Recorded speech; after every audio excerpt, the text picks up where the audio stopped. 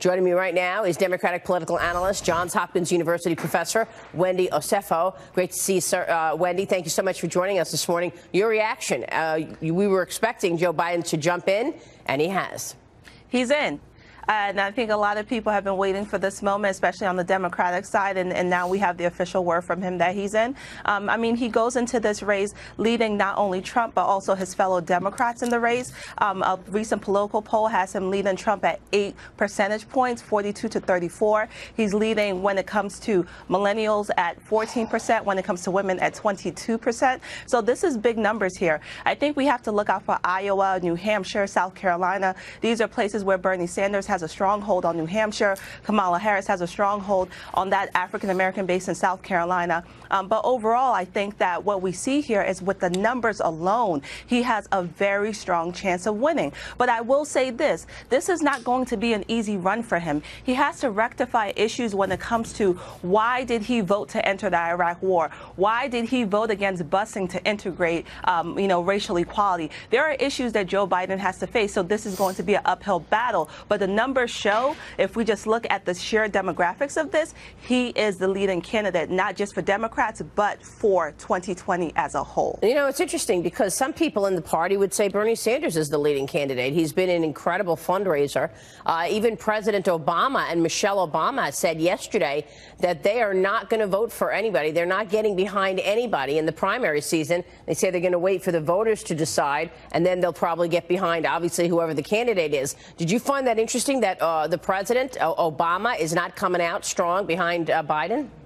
I think that what's going on right now with the Democrats is the overall arching goal is they want someone to beat Trump. So whoever that person is, whoever it is, they do not want to muddy the waters. They want the people to decide and vote with their feet and vote with their thoughts. And with that being said, what they're saying here is we're not going to back anyone because we want to make sure that when it comes to 2020, we do not have any inclination of us possibly losing. We want to make sure we win this. So even though, Obama calls Joe Biden his brother, he does not want to get into this too early. And I think that that's actually a good approach because myself and as well as other Democrats and strategists, what we're saying here is whoever wins our party's nomination is who we're going to vote for because that's how strongly we feel. Yeah, I know. But I mean, does Biden need the push from Obama now?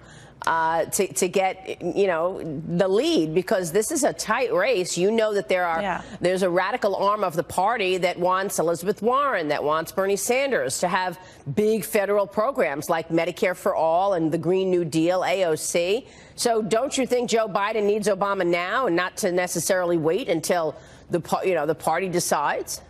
I don't necessarily think so. I think that having Obama now could possibly muddy the waters because when Obama left his presidency, there were some Democrats who were not necessarily happy about things that he left on the table and did not complete. So even though Obama is our party favorite, I think right now we're just trying to see what each candidate can do on their own. Even though Elizabeth Warren is not necessarily leading, she is definitely leading when it comes to policy. She's one of the only few out of the 20 Democrats who have hardcore policies that says this is what she's going to do. So, even though Obama will be great as far as fanfare, right now we just want to see what each candidate is bringing to the table as far as policy. Yeah, all right. Let me ask you about the fallout from the Mueller report and whether or not this has any impact, because Hillary Clinton is out with a new op-ed in the Washington Post this morning titled, "Mueller Documented a Serious Crime Against All Americans.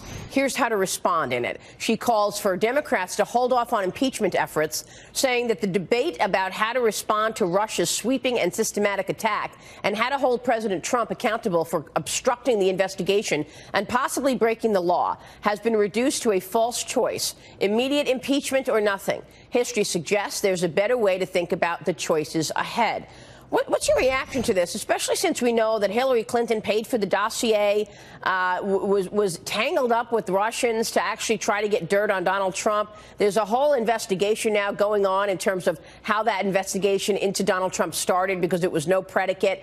We know that the FBI handled her with kid gloves, that she really wasn't investigated over her email scandal. There's a story today that her emails actually were found in the Obama White House now.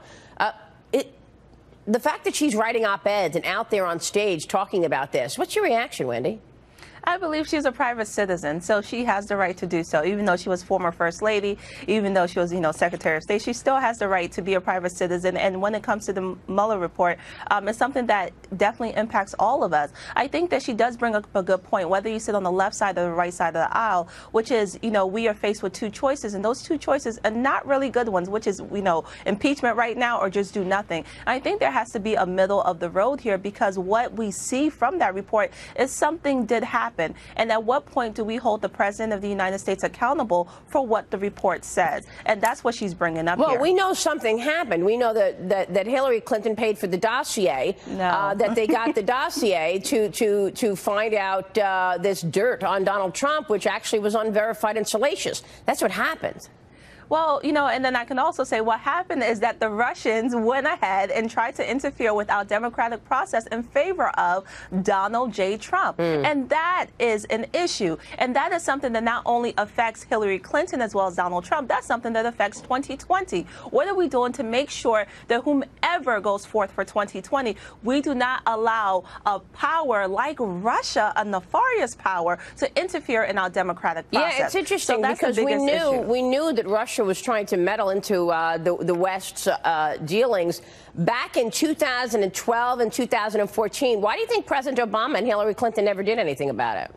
I think he did try to do something about it. I definitely do. I do believe that it's not something that was finished. That's why I was saying about, there's certain people on the left side that have issues with what happened with Obama and the things that he left on the table. Right. But I do believe that now that Trump is in office and he is the President of the United States, the question then becomes, what is he currently doing about it? And right now, there's nothing he's doing about it. And that is an issue.